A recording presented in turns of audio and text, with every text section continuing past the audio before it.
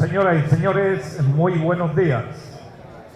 Audiencia pública para abordar la problemática de los trabajadores y pensionados de la industria minera de la región Caribe. Sean todos y todas bienvenidos. Para abordar la problemática de los trabajadores y pensionados de la industria minera de la región Caribe, aprobada mediante proposición en la plenaria del Senado de la República el día 14 de mayo del 2024. Por la plenaria del Senado, atendiendo la difícil situación de los trabajadores y pensionados del sector minero de la región Caribe. Sean todos y todas bienvenidos. Vamos a iniciar con la entonación de nuestro himno, uno de los símbolos patrios. Por eso, con la venia de ustedes, nos disponemos para entonar nuestras notas gloriosas del himno nacional de nuestra República de Colombia.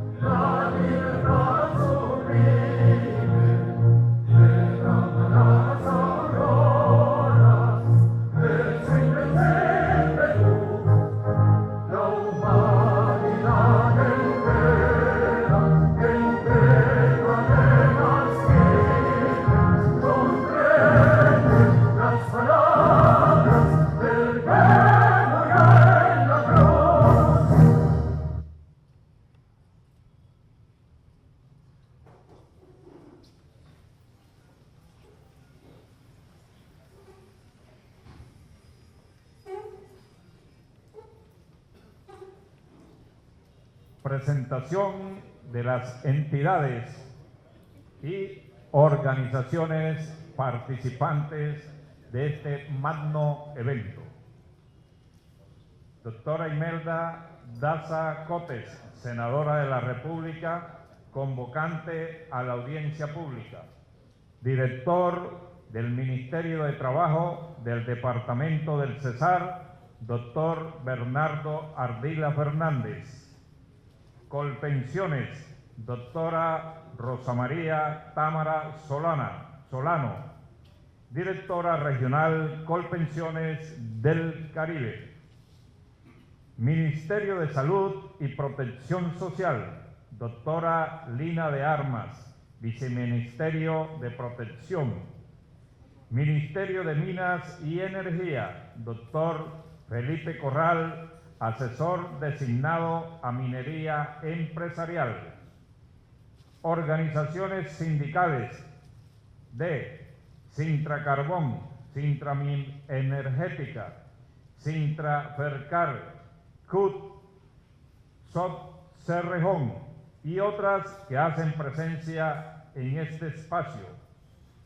Organización Defensora de Derechos Humanos, CINET, Centro de Investigaciones de Educación Popular, Santiago Garcés Correa, investigador. Universidad del Magdalena, doctora Andrea Carolina Cardoso Díaz, directora del Semillero de Investigación en Transición Energética. Universidad Nacional, sede de La Paz, Universidad Popular del Cesar, quienes también fueron invitados, Consejo Comunitario Los Negros de Cañaverales y otras personas de la sociedad civil interesados en la problemática. Para todos y todas, bienvenidos. Vamos a dar inicio a esta audiencia pública, por lo tanto, me permito invitar a este espacio y a este micrófono a la doctora Imelda Daza Copes.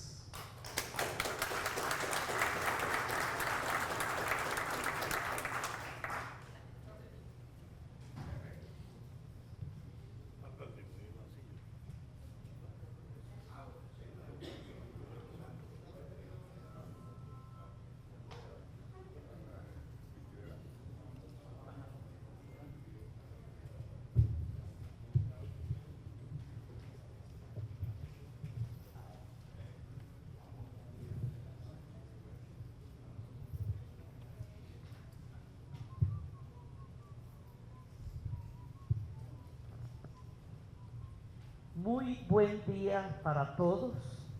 Empiezo por aclarar que yo no soy doctora. Yo soy economista con pregrado básico.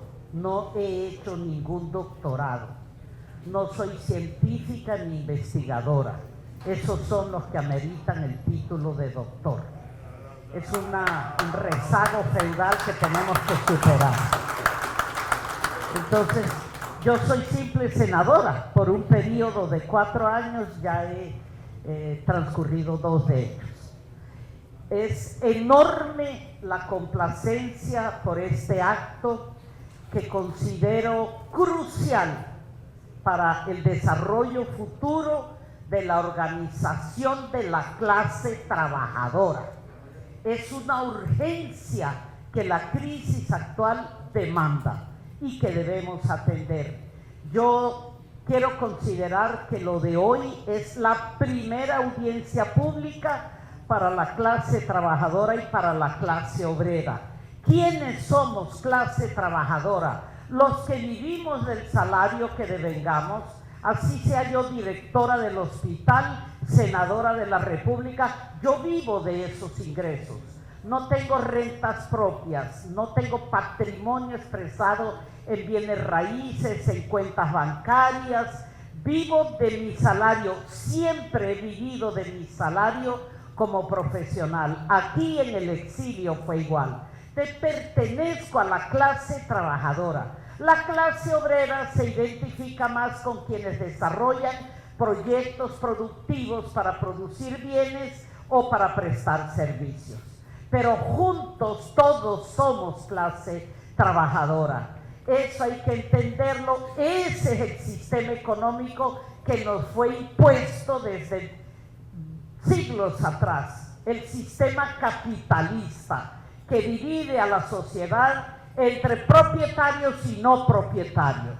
Y los no propietarios somos la clase trabajadora. Debemos tener identidad de clase, por lo tanto, y reaccionar en consecuencia frente a la violación de los derechos. Actualmente en el Congreso Nacional se procura, se estimula, se promueve la realización de este tipo de eventos que llamamos audiencia pública, donde públicamente debatimos los problemas que afectan al pueblo colombiano, denunciamos aquello que consideramos irregular, ilícito, inconveniente. Hemos realizado en Valledupar 2, esta es la segunda audiencia pública. La primera fue sobre violencia de género, sobre la violencia persistente y agudizante contra las mujeres. Los feminicidios nos han alarmado y en consecuencia realizamos una audiencia pública que fue también muy bien atendida, muy concurrida. De allí derivamos ya algunas acciones concretas para desarrollar programas de prevención de la violencia, de atención a las mujeres víctimas de la violencia y de sanción, juicio, juzgamiento y condena de los responsables de esa violencia.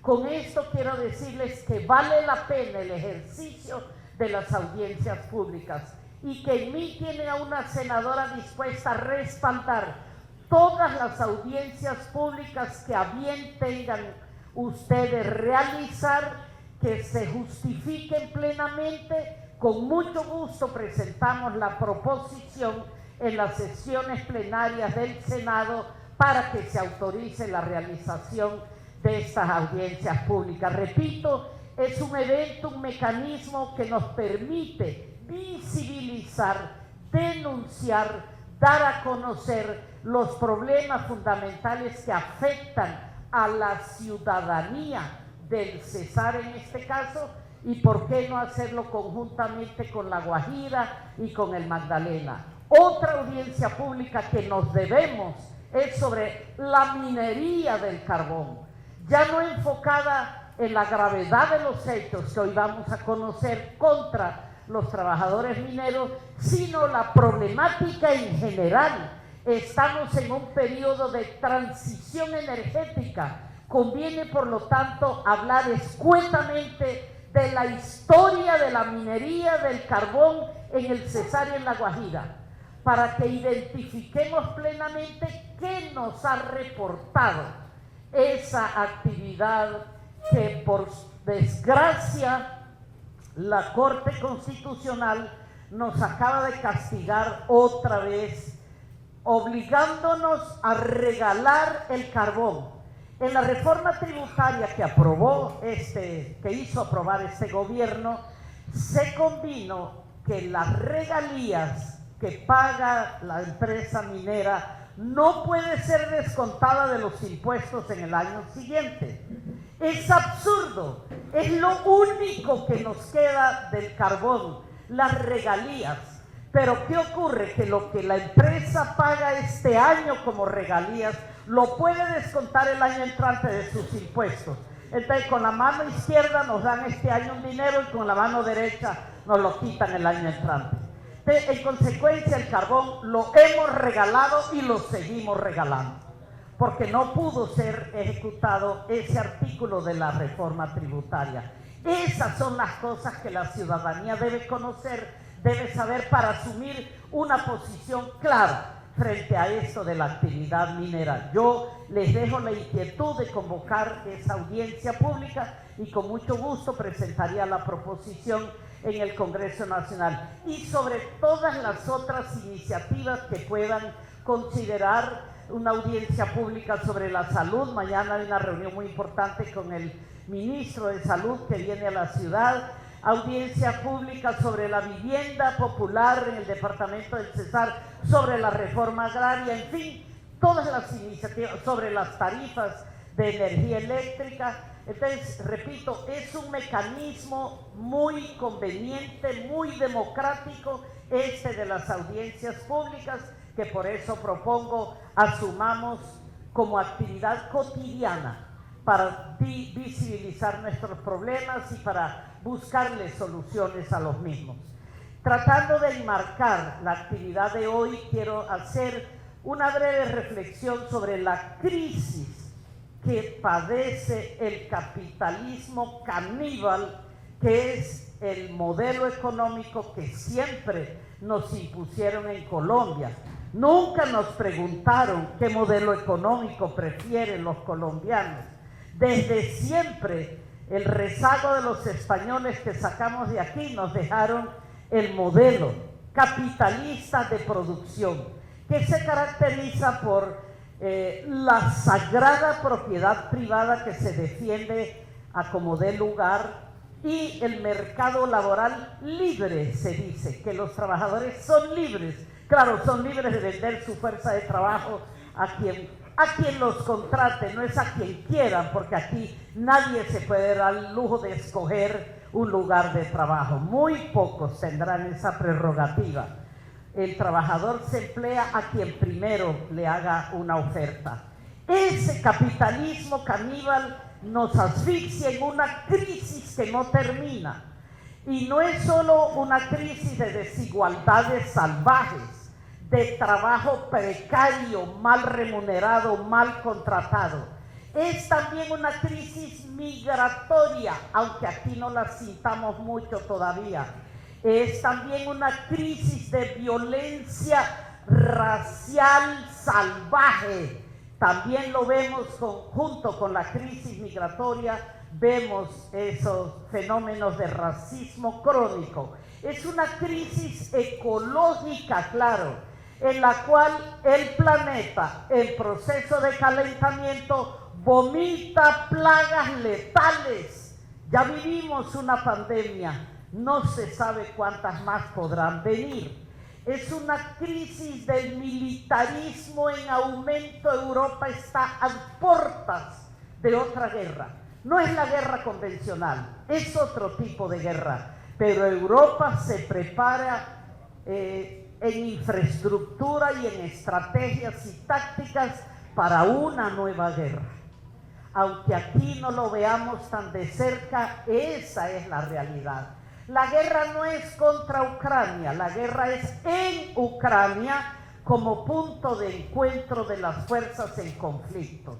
Pero no es con Ucrania, es una guerra por la hegemonía económica y política del planeta Tierra. Pero de verdad hay una crisis generalizada de la totalidad del orden social, en la que todas las calamidades convergen, se exacerban entre sí y amenazan con deglutirnos a todos.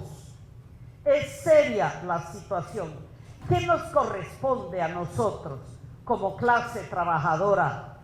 Tenemos que reinventarnos una nueva forma en una nueva resolución entre producción y reproducción. Tenemos que reinventarnos el futuro, tenemos que reinventarnos una nueva forma de organización y de acción. Esta modesta reunión que hacemos hoy, yo espero que sea el inicio de esa reinvención a la que estamos obligados para replantearlo todo. Replantearlo todo. No es fácil, desde luego. La minería del carbón nos fue ofrecida hace muchas décadas. Yo estaba aquí y era muy joven, yo también tuve 20 años. Y escuchamos a quienes venían a plantearnos los ríos de leche y miel que iban a correr en La Guajira y en el Cesar como resultado de la explotación del carbón. Aquí faltaría mano de obra. Vendrán como en las épocas de las bonanzas algodoneras, trabajadores del Tolima, del Huila, del Atlántico, del Magdalena. La hotelería se desarrollará desde La Loma hasta Manaure, Guajira. La bonanza será incalculable, así nos decían. La única voz en contra que en esa época escuchamos era la de Amílcar Acosta. Extrañamente posterior o en épocas posteriores llegó a pensar como los que atacaba antes, pero así fue. Yo soy testigo de los ríos, repito, de leche y miel que nos ofrecieron con la explotación del carbón. ¿Y qué tenemos hoy? ¿Qué nos va dejando el carbón? Si uno visita corregimientos como La Loma, Cesar, corregimiento del Paso, pero el pueblo es hoy más grande y más poblado que la cabecera municipal. Allí, ¿qué prolifera en La Loma? Los bares, las cantinas, los prostíbulos y las casas de empeño también. Mientras el colegio de bachillerato está invadido por los murciélagos y por las palomas, al punto que los estudiantes hicieron un paro por eso, no por la pésima educación, no por no tener ventiladores en los salones de clase. Niños de primaria tratan de aprender aritmética a la 1 de la tarde, 40 muchachitos en un salón de clase sin un ventilador. Inhumano y cruel. En ese municipio de cuyas entrañas han sacado miles, millones de toneladas de carbón, y la escuela invadida por los murciélagos y por las palomas. No hay derecho. Eso es lo que la minería del carbón nos va dejando. Se dice que hubo una clase trabajadora que percibió altísimos ingresos y que en esa medida la actividad minera fue la única generadora de empleo en la región. ¿Qué clase de empleo? Los oficios menos calificados y con más bajo salario, porque nunca ha habido transferencia tecnológica. Esto es bueno entenderlo. La primera empresa, Prodeco, que abandonó una mina, los trabajadores se plantearon de inmediato el hecho de que ellos podían asumir la producción y la explotación. No manejaban los conceptos técnicos superiores ni conocían el sistema de mercadeo del carbón en Europa. No nos han hecho transferencia tecnológica, o mejor dicho, no la hicieron, porque ya no es hora. La ventaja laboral, entonces, hoy lo que vamos a escuchar es la prueba de la ventaja laboral que la minería del carbón nos dejó y nos ofrece hoy.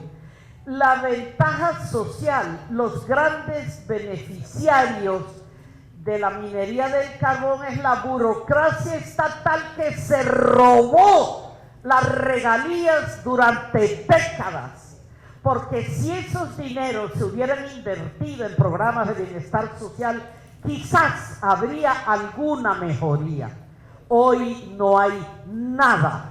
Las regalías beneficiaron a quienes las administraron o a quienes las administran, porque se puede hablar en presente toda vez que eso es lo que vamos a seguir recibiendo. Entonces no se ven las ventajas de una actividad que, si bien generó un empleo, es un empleo precario y unos salarios precarios también, como lo vamos a escuchar hoy, lo vamos a corroborar con las personas, trabajadores que van a intervenir. Entonces, repito, las audiencias públicas son una oportunidad para ventilar nuestros problemas, para ponernos de acuerdo y para reinventarnos el futuro. Tenemos que ser capaces de eso. Suena como un ejercicio muy teórico y lo es, pero contaremos con los asesores que nos ayuden. Lo importante es asumir hoy la voluntad, el compromiso ese de repensar el futuro, de reinventarnos el futuro para La Guajira, para el Cesar, con una transición energética justa, real y efectiva. Muchísimas gracias y perdón sin alarde.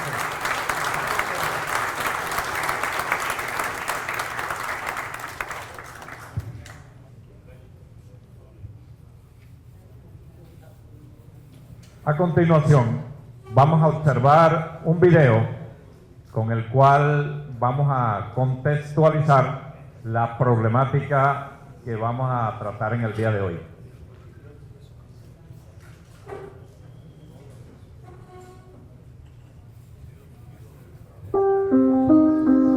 Las aguas era muy bonitas, vivíamos del campo, de la pesca. Era un pueblo de gente muy humilde, teníamos una hermandad. Campesinos que vivíamos de arroz, de maíz, yuca, café, todo lo que producía el campo, éramos netamente campesinos. Lo contratábamos con la pesca, que sabíamos que iba a ser una actividad segura por la abundancia de los pescados en el río Maraca.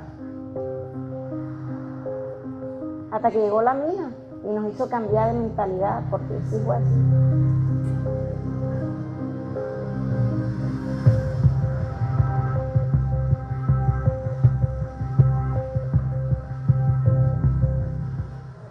La Jagua de Ibirico, Becerril y La Loma son tres poblaciones que hacen parte del llamado Corredor Minero del Cesar, una región que durante más de 30 años ha volcado su economía a la explotación de carbón.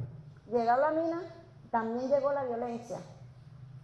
Cuando llegó la violencia, nos hicieron salir de los campos, sacaron mucha gente de los campos, hubo muchos muertos, eso, mejor dicho, muchos desplazados de todas partes. ¿Qué hacíamos nosotros? Lo más viable que vimos fue meternos a la mina. Empezó a crecer desordenadamente el corredor minero, específicamente el corregimiento La Loma, y hoy nuestras niñas dejaron de jugar con muñecas para de pronto tener un bebé en sus brazos, porque podemos ver niñas embarazadas de 12, de 13 años, niñas que se pierden en los diferentes sitios nocturnos de discotecas y bailes, de establecimientos públicos, donde se emborrachan o se drogan. Yo diría que es un crecimiento poblacional más no un desarrollo económico como tal, porque si bien es cierto, las aguas no tienen industria, no tienen empresas procesadoras de materia prima, ni mucho menos. Sí hay crecimiento de las comunidades, estructura, algunas cosas, pero hasta ahí nomás. En 2021, el Grupo Prodeco, un conjunto de empresas subsidiarias de la multinacional Glencore, decidió renunciar inadvertidamente a los títulos para explotar las minas La Jagua y Calenturitas, dos de las más grandes del corredor minero. La empresa en el 2020 nos mandó para la casa con la esperanza de volver nuevamente por la pandemia, esperando que pasara la cuarentena. Vamos a esperar que pase la cuarentena, nos mandó para la casa, que nos iban a pagar acá, encerrados. Se llegó el año pagándonos el año, al año nos mandó las cartas que ya se despedía porque a liquidarnos a toditos. Nos ha afectado mucho el cierre inesperado de Prodeco. Realmente un cierre inesperado, no contábamos que Prodeco cerrara de repente, creara esos títulos y afectara tanto nuestra economía a los que trabajan directa y indirectamente trabajaban en esta empresa. Es algo que nos afectó muchísimo en lo económico y en lo social también. Las personas que no trabajaban en las minas se dedicaban a alquilar habitaciones para los mineros, a lavarles la ropa, venderles comida, trabajar en hoteles, entre muchos otros oficios. Aunque los habitantes de estos municipios estiman que el 70% de los mineros venían de otras partes del país, la mayoría se quedaban durante sus semanas de trabajo a vivir allí. Llegaba a mi trabajo, allá interactuábamos el desayuno, desayunábamos, hacíamos la oración. Y otra vez la misma rutina, nos montábamos al camión a las 6 hasta las 12. A las 12 bajábamos a almorzar, otra vez nos montábamos a las 12:30 hasta las 6 de la tarde.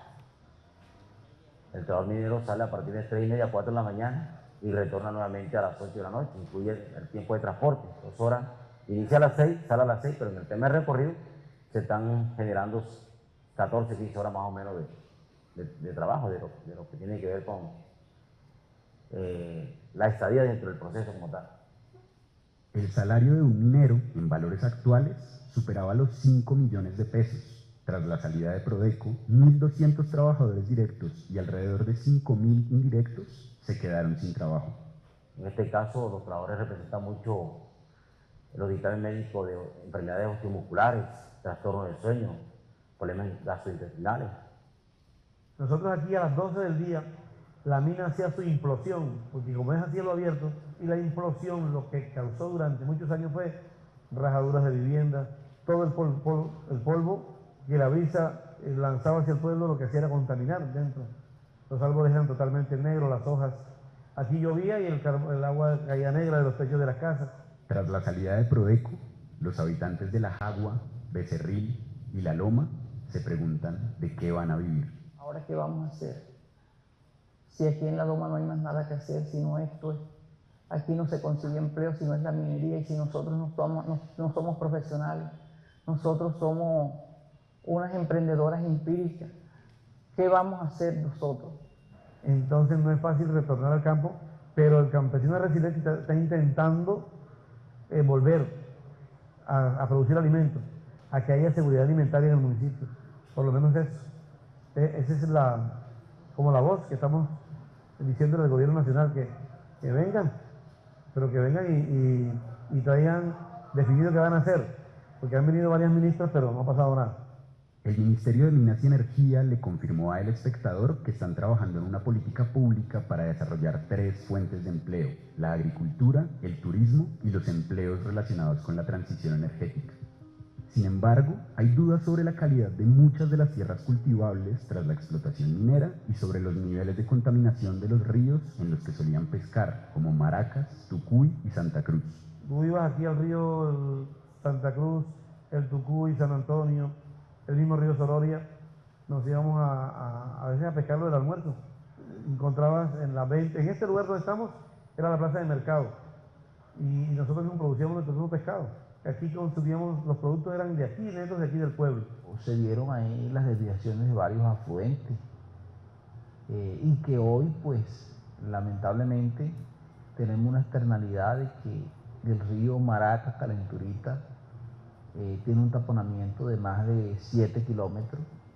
El Espectador consultó al Grupo Prodeco sobre este tema y aseguraron que, con posterioridad a los trabajos de desviación del río Maracas, no se ha presentado afectación o modificación de ningún tipo, situación que ha sido objeto de verificación por parte de la Agencia Nacional de Licencias Ambientales.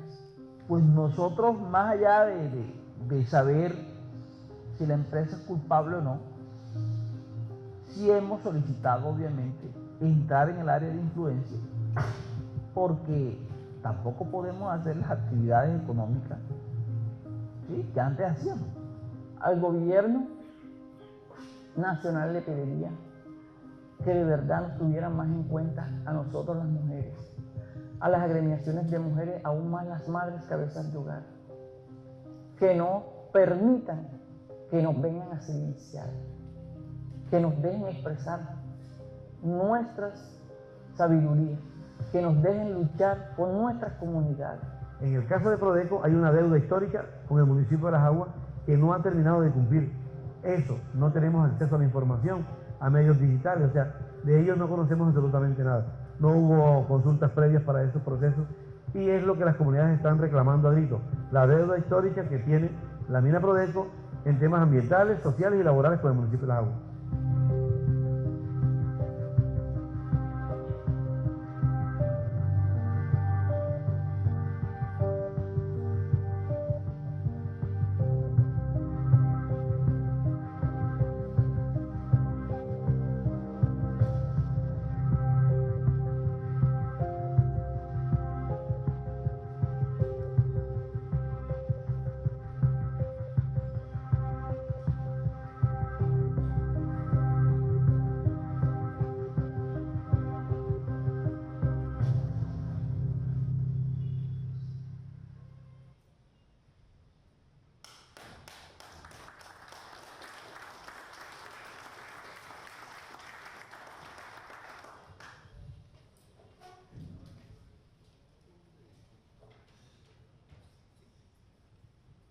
Vamos a dar inicio al ciclo de ponencias.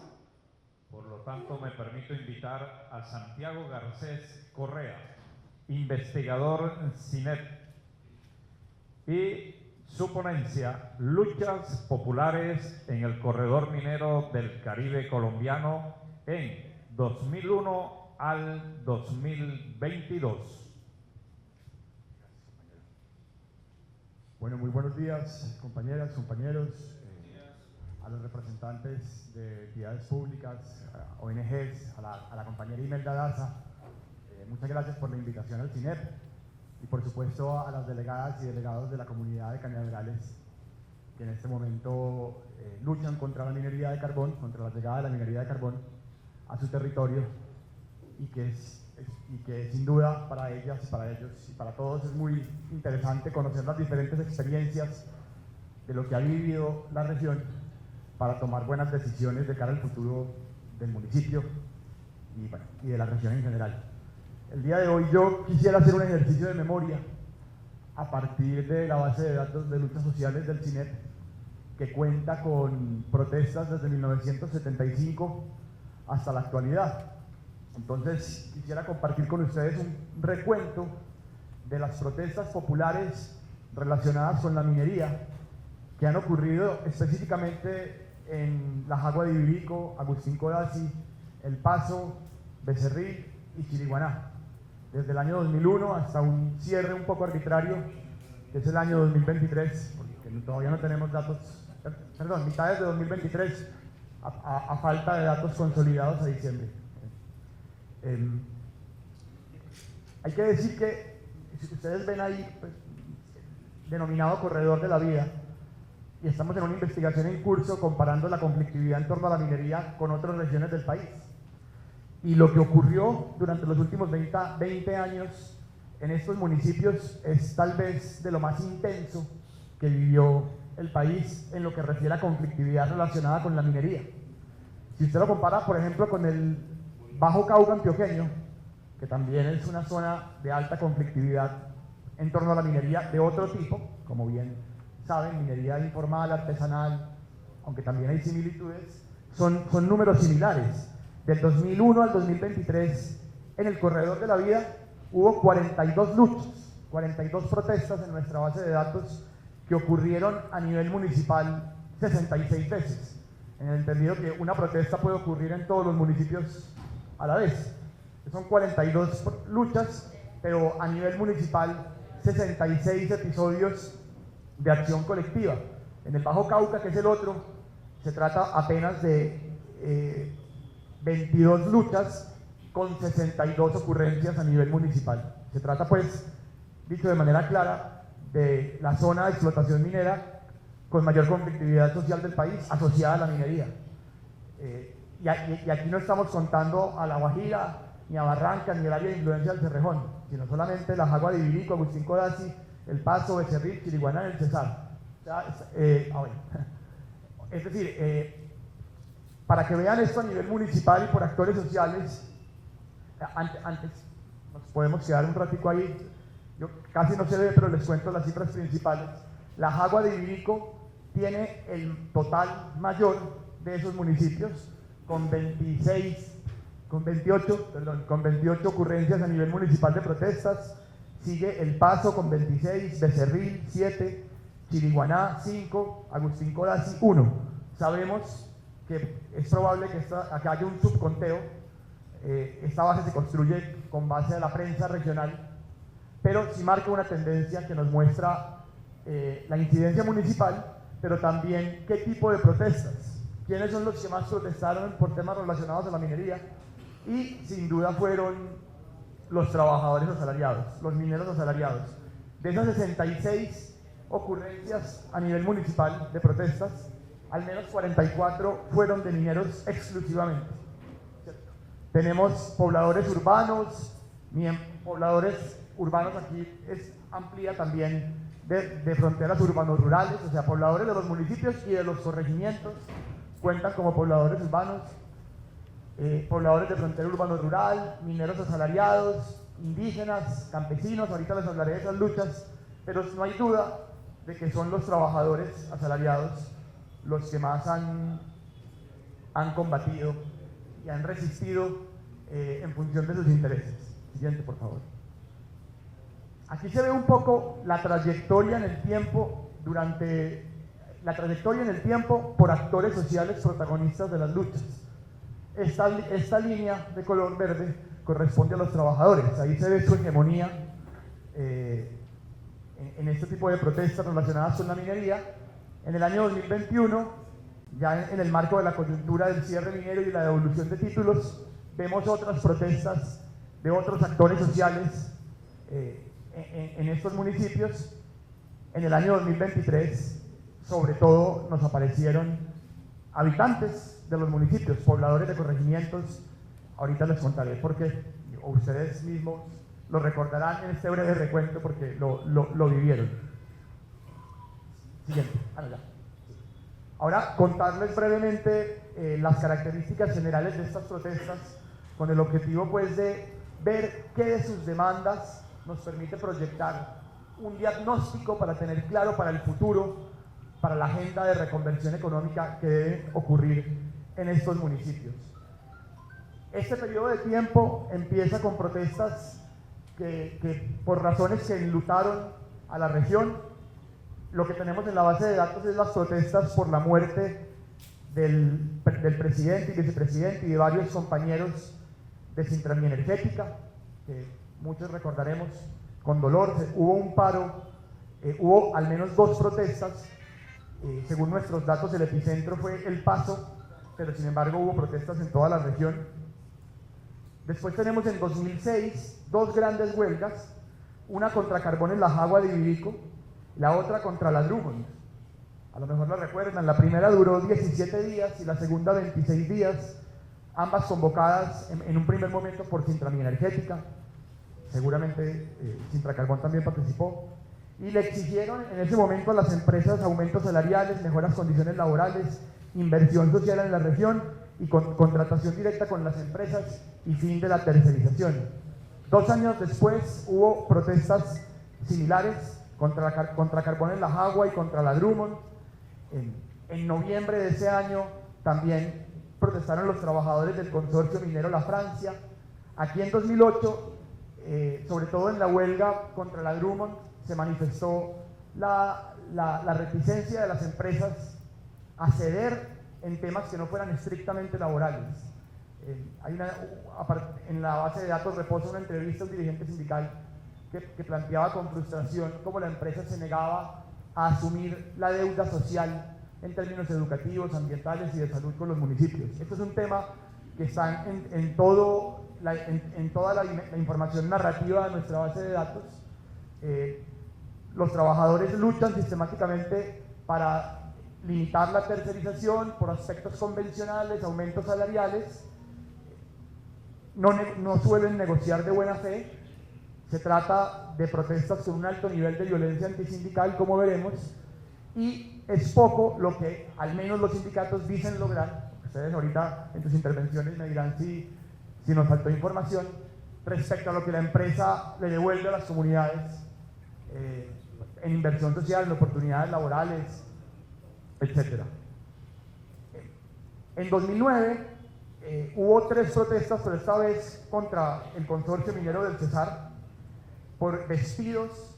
La empresa despidió a 364 trabajadores a los que les adeudaba salarios, seguridad social y otras prestaciones. En esa coyuntura, al menos 10 mineros se tomaron la entrada de la mina para impedir la entrada de otros contratistas.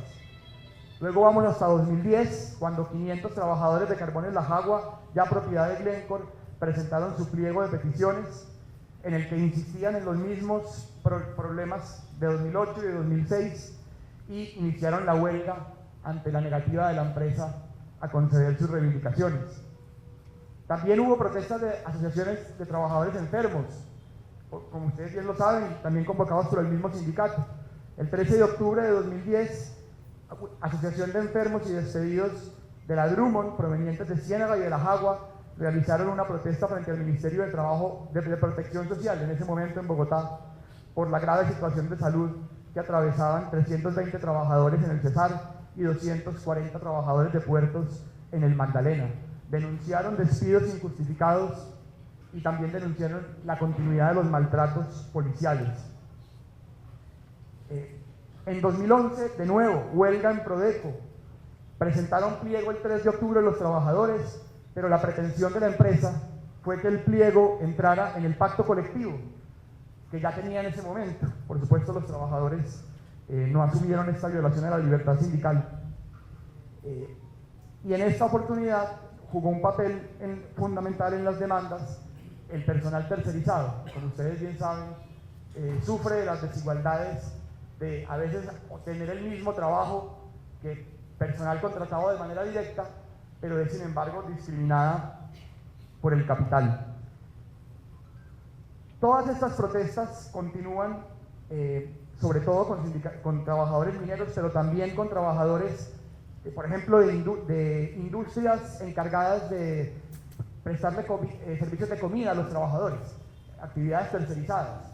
Hubo una huelga contra Compa Service Group, también en el ferrocarril hubo al menos 3 huelgas durante este periodo, y frente a estas huelgas, ustedes, compañeros, se movilizaron en solidaridad por las huelgas de los trabajadores ferroviarios, manifestando que existe en la región un tejido de conflictividad muy fuerte que también responde en solidaridad a múltiples conflictos.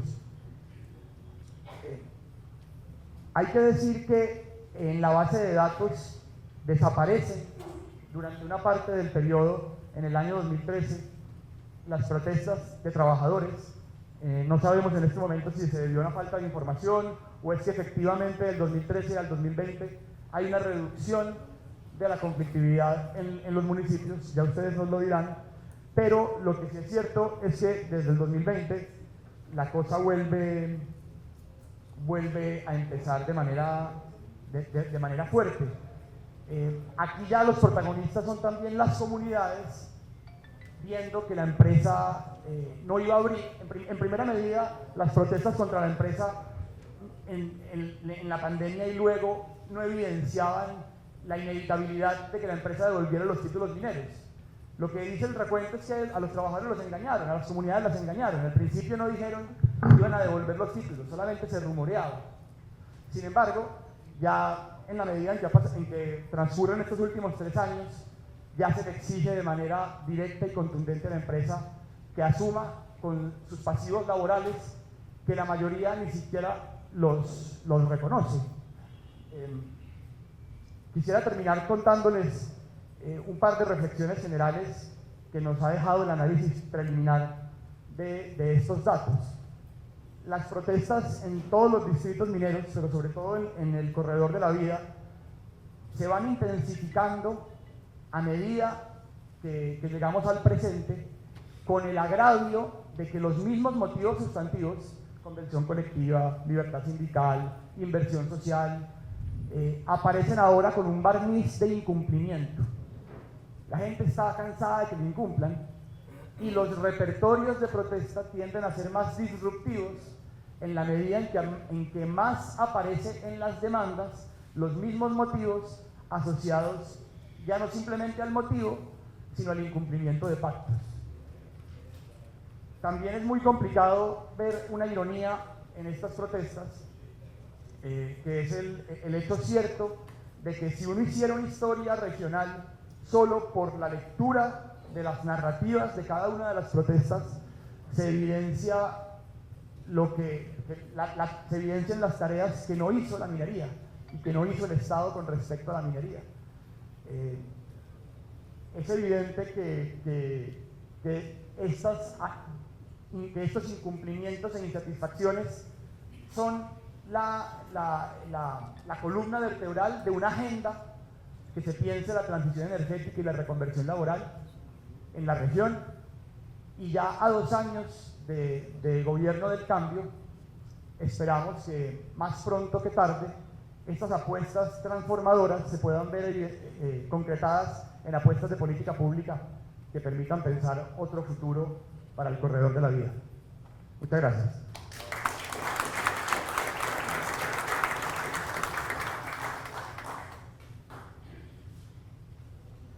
Continuamos con la descripción de la problemática. En el tema de pensiones, invitamos a Jaime de Luques. Se da a condicionar. En el año 2020, Colpensiones, con la complicidad de las multinacionales Drummond, Prodeco y Cerrejón, determinan que aquellos trabajadores que entraron jóvenes, que le hicieron examen para comprobar que estaban bien y todo lo demás, laboraron 40 años en las empresas mineras, se enfermaron en las minas y ahorraron su pensión. Lo hicieron cometiendo fraude, violando todo principio contrato a un tercero para revocar pensiones. Ya que estamos en el 2020, los trabajadores entraron por allá en la década del 80, ya la gente tiene 30, 35, 40 años, está trabajando. Los trabajadores se enfermaron en las minas, pero dijeron que no, que su enfermedad no era profesional con ocasión del trabajo que era común, que él la adquirió en su casa, y entonces empiezan a la gente a pensionarla con ocasión como enfermedad de origen común. Usted sabe cuál es la trampa. Si una empresa, en la medida en que tenga trabajadores pensionados de origen profesional, esa empresa es de alto riesgo. Y esa empresa tiene que pagar un porcentaje mayor de lo que está pagando. Además, ese trabajador pensionado de origen profesional, cuando llega a los 62 años y tiene derecho a su pensión de vejez, mantiene su pensión de origen profesional, mantiene las dos pensiones. En Cerrejón hay pocos casos, y no sé si en Drummond habrá, porque esa es la trampa que le hacen al trabajador.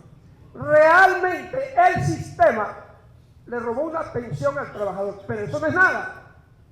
Después le dicen, ¿y usted por qué se pensionó? Si usted me hizo fraude a mí. Y entonces tenemos la situación que se presenta, pasemos a la otra, compañero. Colpensiones hay que aclararlo y hay que ser justo con la verdad. Fue una decisión que tomó Colpensiones en la administración del gobierno Duque.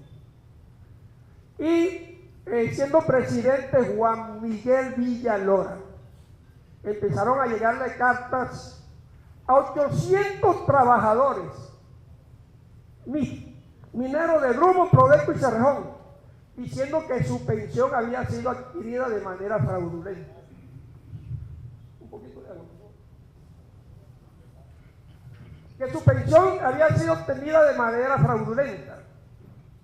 Los pensionados de Drummond, Prodeco y Cerrejón nos organizamos, nos juntamos. ¿Ven qué es lo que está pasando aquí? No es lo mismo que pasa en el Cesar. Vaya coincidencia. Vaya coincidencia. Gracias.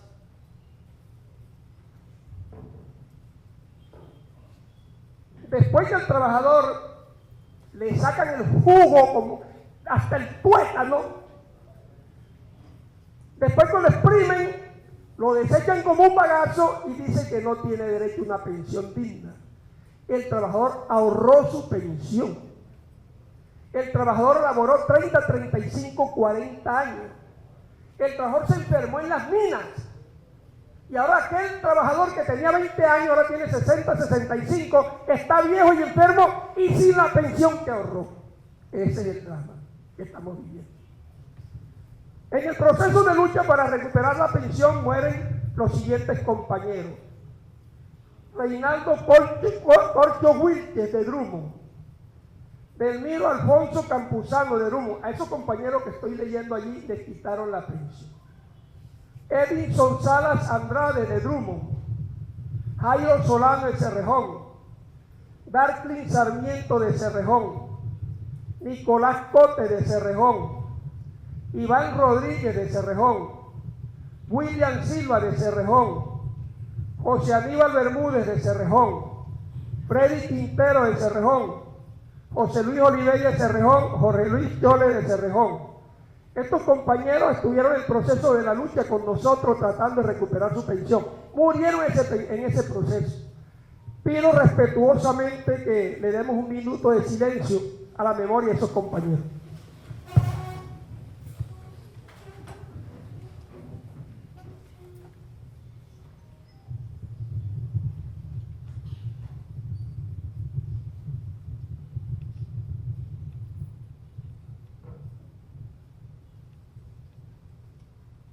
Compañeros pensionados caídos en la lucha. Compañeros pensionados caídos en la lucha. Compañeros pensionados caídos en la lucha. ¿Hasta cuándo? ¿Hasta cuándo? ¿Hasta cuándo? Gracias, compañeros. Seguimos. Con el apoyo de la Procuraduría se logró una iniciativa nuestra de crear una mesa técnica donde también participan, además de los funcionarios de Colpensiones y nuestros pensionados representantes de esta comisión, la Defensoría del Pueblo y el Ministerio del Trabajo, para revisar cada uno de los pensionados de las pensiones de los trabajadores revocados. La mesa técnica con los médicos de Colpensión y los médicos nuestros, con los abogados de Colpensión y nuestros abogados, con los funcionarios de Colpensión y nuestra comisión, confirman que no hay fraude. O sea, la gente sí está inválida y sí está enferma. Eso confirmó la mesa técnica. Y estuvo presente la Procuraduría, y no fue un día.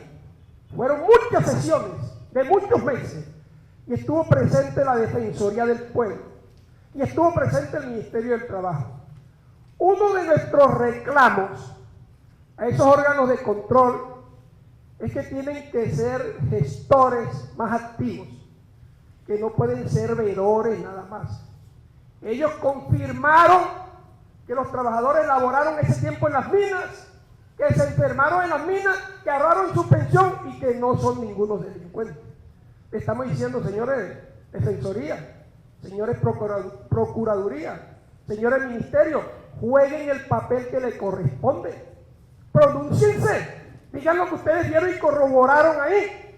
Y señores Colpensiones, usted lo está confirmando su mesa con la nuestra.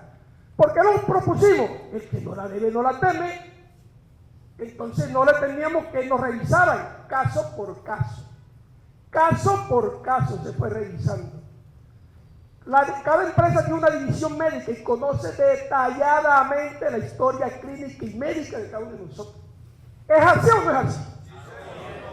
Entonces las empresas son responsables también, porque ellas podían dar la información y demostrar cuáles son sus trabajadores que estaban enfermos. Después de uno trabajar 30, 35, 40 años en una mina, uno sabe cuántos trabajadores están enfermos. Y la empresa también, porque además anualmente nos hace examen y tiene a profundidad el detalle médico de cada uno de nosotros. Es nuestro reclamo a esos órganos de control. Y si los que están aquí les seguimos reclamando que jueguen un papel más protagónico frente a esta problemática. Se confirma que por Colpensiones violó la sentencia 182 del 2019, que le permite revocar en casos evidentes, graves, escandalosos, pero no por sospecha. ¿Qué dice la sentencia? No es una cuestión que es evidente que el tipo hizo fraude, quítesela. Pero no porque usted crea, es porque esté comprobadamente demostrado. Y aún así tiene que haber el derecho a la defensa. Eso no lo hicieron. Colpensiones, y decimos, no fue la doctora que está aquí, fue en Bogotá. Y no fue Jaime Luzán, fue Juan Miguel Villalora, en el gobierno de Duque, que tomaron esa decisión. Contrataron una empresa a gestar. Uno de los contratos costó más de 25 mil millones de pesos. Uno de los contratos para quitar pensiones. Y quitaron pensiones con un concepto. Un concepto no puede suprimir un dictamen médico de una junta regional o nacional. Se han cometido todo tipo de arbitrariedad. Le decimos, señores, ustedes se han equivocado, corrijan. Hay un gran problema. En Colpensiones todavía quedan muchos funcionarios responsables de ese desastre y no quieren que el problema se resuelva totalmente. Yo llegué ahora en la mañana porque tengo 3 días de estar en Bogotá, tuve que venir anoche por Barranquilla para estar hoy acá. Tratamos a Colpensiones más fuerte. Este proverbio, la ley es dura, pero es la ley. Continuemos. Hacemos la otra. La Constitución, en el artículo 6 dice: los particulares solo son responsables ante las autoridades por infringir la Constitución y las leyes. Los servidores públicos lo son por las mismas causas o por omisión o por extralimitación en el ejercicio de sus funciones. Y ahí es donde quiero que lleguemos posteriormente. Continuamos. Le muestro esto, el orden jerárquico que existe en este país. Primero la Constitución, la ley, sigue el decreto, después ordenanza, los acuerdos, las resoluciones y las circulares internas. Mire que hay un espacio entre decreto y circulares de 4 espacios. Continuamos. ¿Qué es la actividad de alto riesgo? La actividad de alto riesgo es aquella actividad donde el trabajador se le ve afectada su salud, su calidad de vida, ¿ya? O que se ven obligados a ser cambiados de su puesto de trabajo. Aquí lo decía Jaime de Luque. Lo que más existe en la vida es que la gente la cambie de lugar porque se afectó la salud. Estos oficios son 7 y los vamos a dividir en 2. En oficios encontramos trabajadores de socavones y subterráneos, controladores aéreos, bomberos con actuaciones en extinción de incendios y personal dedicado a la custodia y vigilancia. De esos que vemos ahí, de esos oficios, solamente con verlos sabemos que existe el oficio y no entendemos por qué Colpensiones no viene haciendo esos cobros y está logrando que a este país le roben 7 billones de pesos. Por eso le mostraba algo allá, que hay algo de que ellos lo vienen aceptando. Por exposición a agentes de alto riesgo, tenemos alta temperatura, ahí dice que es por encima del valor límite permisible. Sustancias comprobadamente cancerígenas y radiación ionizante, dice que solamente exista la exposición. Entonces, continuamos. Dice que para los agentes, quién debe de encontrarlo y dónde deben de registrarlo. Dice el artículo, el decreto 1074 en el artículo 2, 2, 4, 6, 15, dice que se debe identificar y relacionar en el sistema de gestión y seguridad y salud en el trabajo a los trabajadores que se dediquen en forma permanente a las actividades de alto riesgo a las que hace referencia el decreto 2090, los que vimos anteriormente. Continuamos. Ahora vamos, doctora, me gustaría que me le paráramos acá un poquito del tiempo. Lo que se viene desconociendo.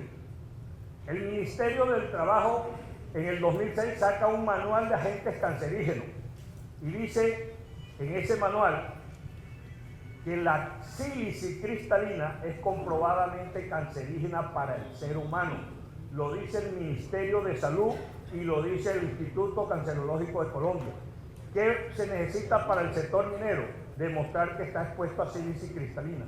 ¿Cuál es la sílice cristalina? La que está por debajo de la capa vegetal. Escucharon al señor que dijo que las explosiones, donde hay explosión, ya esa sílice está compuesta de cristobalito, que es lo que produce el cáncer en el ser humano.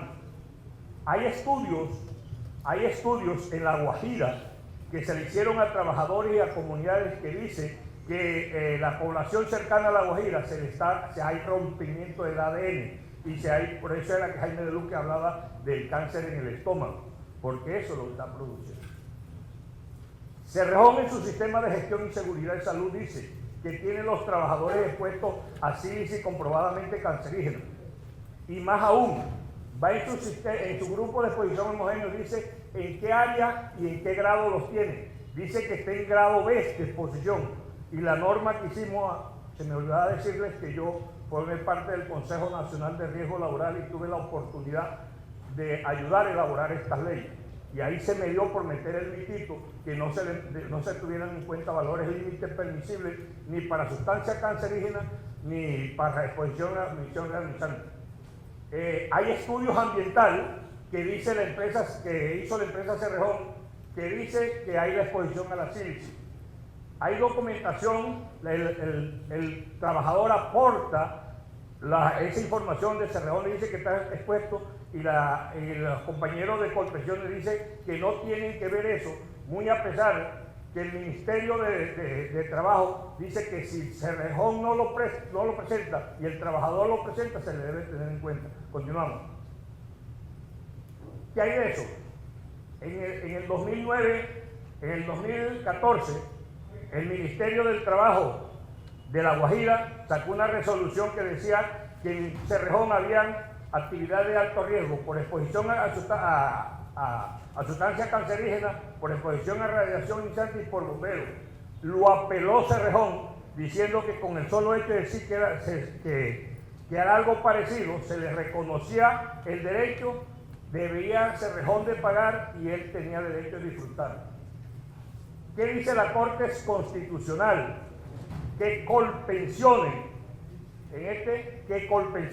debe de cobrarle al empleador. Entonces, Colpensiones debería estarle cobrando a todas estas empresas transnacionales para que le pagaran ese porcentaje. Y es más, en el radicado de agosto dice que si no lo hace el empleador y el trabajador presenta toda su documentación, Colpensiones debe de reconocerle el derecho a la pensión al trabajador y salir a cobrar. Continuamos. El Ministerio, la Procuraduría, el ente de control en el país dijo, cumplan toda la jurisprudencia. Sacó una circular de 01 y dijo, acátela. Y eso todavía no lo tiene acatando los Colpensiones. Continuamos. ¿Qué propongo? Que hay que hacerle un requerimiento a Colpensiones. Que Colpensiones diga por qué desacata la circular 01 de la Procuraduría. ¿Por qué desacata? ¿Por qué no ha iniciado un proceso de cobro a las empresas mineras? Que le informe sobre la investigación que solicité yo que le hicieran a los trabajadores de Colpensiones, donde ellos lo que dicen es que si Cerrejón no le dice que es una empresa que de alto riesgo no le cobra, ninguna empresa le está prohibido que diga algo en contra de ellos y ellos no lo van a hacer. Entonces se están basando en eso para eso. Que el informe sobre esa investigación, el Ministerio debe de aclarar si hay silencio administrativo o no desde el 2014, que demostré, hasta esta época. Continuamos, la última. A la Procuraduría General, solicitarle cómo va la investigación que le solicité que le hicieran los funcionarios de Colpensiones. Y que haga el cumplimiento de la circular 01. En el proyecto de ley que hay de actividad de alto riesgo, debemos tratar de fortalecer la Colpensiones y decir que todos los trabajadores que estén expuestos y que se comprueben que estén ahí en actividad de alto riesgo deben de quedar en Colpensiones y no aplicarle los pilares. Creo que usted podría convocar una reunión donde estén esos entes y podamos dar este tipo de discusión. Muchas gracias.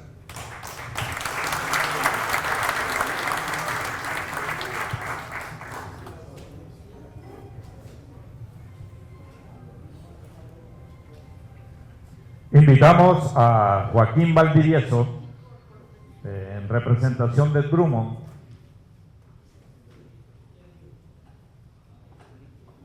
Tiene la oportunidad acá, pues. Disculpe, yo leo textualmente lo que me pasan acá, ¿no? Entonces, sí. Mil disculpas, no. Listo, pues. 5 minutos, amigo Joaquín. Claro que sí. Buenos días a todos. Es un placer estar acá con la distinguida senadora Imelda Daza. Agradecerles a usted por escucharnos, por tenernos en cuenta. Desde esa reunión que nos atendió en su casa, desde ahí se vienen dando las cosas con el tema de los extrabajadores de estas multinacionales carboneras. Mi nombre es Joaquín Villadiego, soy el vicepresidente de la Asociación de Pensionados de Drummond. Los compañeros Jaime de Luque y el compañero José Brito han sido explícitos y lo han dicho todo.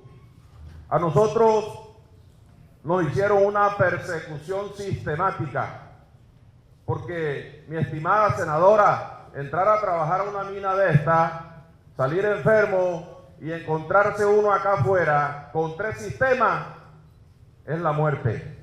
Y ya el compañero Jaime lo dijo, cuántos compañeros han muerto y cuántos también han fallecido dentro de la mina. En Drummond van más de 20 compañeros que han fallecido por accidentes laborales. Y aquí nadie responde, nadie responde.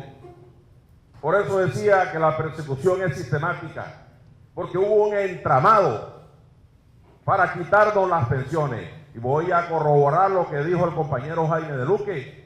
Año 2022, a Joaquín Villadiego le llegó una cartica a la casa, investigación administrativa para quitarme la pensión por invalidez.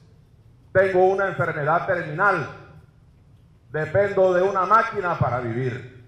Y así como muchos compañeros que hoy dependen de una bala de oxígeno porque tienen neumocomiosis, antracosis, cáncer de los pulmones. Entonces, aquí no podemos venir echando mentiras a decir que es que la minería es minería de vida. No, como lo hicieron en un foro que hicieron hace 15 días. A decir que la minería, correcto, que la minería es minería de vida. Yo le refuté en la cuenta de X. Venga a conocer la cantidad de enfermos que ha dejado la minería. El Ministerio de Trabajo tiene cifras porque hemos hecho un trabajo que se llama caracterización. Ya tienen la cifra de esos trabajadores enfermos. Pero esto no ha sido casualidad. fue porque nosotros también ayudamos a este gobierno del cambio. Y hoy estamos pagando un precio elevado. Alguien lo decía, que no merece que yo mencione el nombre aquí. Alguien decía en unos audios que esos los vamos a joder. Yo que no es mentira. Bueno, no es y nos jodieron. Me disculpan el término de la palabra. ¿Sí? Sí, señor. Entonces, nosotros, como asociaciones de pensionados de Cerrejón y de Drummond, continuaremos hasta tanto se les restablezcan las pensiones a nuestros compañeros. Todavía sigo de pie, mi estimada senadora, muy a pesar de esa enfermedad. Sigo de pie, le pido a Dios que me dé muchos días, pero seguiremos en la lucha hasta tanto no se le devuelvan esas pensiones. Tenemos que restablecerle las pensiones a esos compañeros, porque ¿cómo es posible que nos van a sacar un compañero con cáncer de los pulmones y nos lo van a llevar preso? Eso no se puede aceptar. Entonces, compañeros, yo agradezco mucho a ustedes que me hayan escuchado. Esta es una prueba de lo que hicieron estas multinacionales con nosotros. Muchas gracias.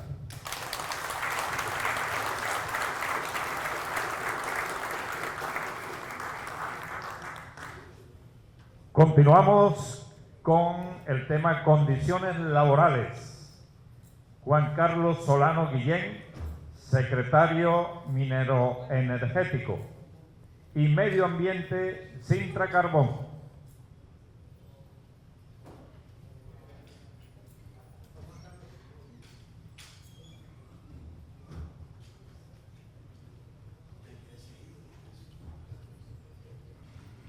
Buenos días a todos y a todas. Nos están condicionando el tiempo a 15 minutos. El tiempo de exposición sería mucho más largo, pero en aras del respeto que ustedes se merecen. Y gracias a usted, doctora Imelda, por darnos este espacio y darnos esta oportunidad de visibilizar nuestra lucha. Acaba de pasar el pasado de Cerrejón, pero todavía es presente. Y yo comí de lo que alguien plantó. Muchas gracias a todos los que estamos aquí, precisamente porque nosotros estamos sembrando para que las generaciones futuras encuentren qué comer y no encuentren un desierto, que es lo que nos puede dejar la minería si nosotros como trabajadores no tomamos acciones y enfrentamos esta problemática. Adelante. Problema de salud de los trabajadores de Cerrejón. Para entender la problemática de los trabajadores de Cerrejón, en este momento hemos decidido arbitrariamente dividir la problemática en 4 grandes grupos, que son problemática de salud, problemática de seguridad, presión laboral y la violación de los derechos de los trabajadores. Adelante. Dentro de la problemática de salud tenemos que la multinacional, en vez de tener un sistema de gestión de los problemas de salud de los trabajadores, tiene un sistema de presión para evitar llegar a un proceso de reconocimiento de salud de todos y cada uno de los trabajadores. Podemos ver que las juntas nacionales de calificación regional y nacional se han mostrado en contubernio con las multinacionales para negar las calificaciones, y era lo que exponían los compañeros. Por ese motivo, muchos de estos médicos calificadores que fueron funcionarios de las ARL, hoy día son funcionarios de las juntas nacionales. Pero doctora, lo preocupante para todos y cada uno de nosotros es que están atornillados en esos puestos y no ha habido la posibilidad de mover a estos médicos calificadores, que ellos tenían un periodo de 3 años y después debían retirarse de este proceso para dar espacio a nuevos médicos calificadores. Esto hay que revisarlo y hay que dar el espacio para que nuevos médicos calificadores entren y esto no se convierta en un carrusel. Encontramos el aumento de enfermedades profesionales a raíz del turno de la muerte. El turno de la muerte es un turno de 7 días continuos por 12 horas. Los trabajadores de Cerrejón y de Drummond y de Prodeco no trabajamos para vivir.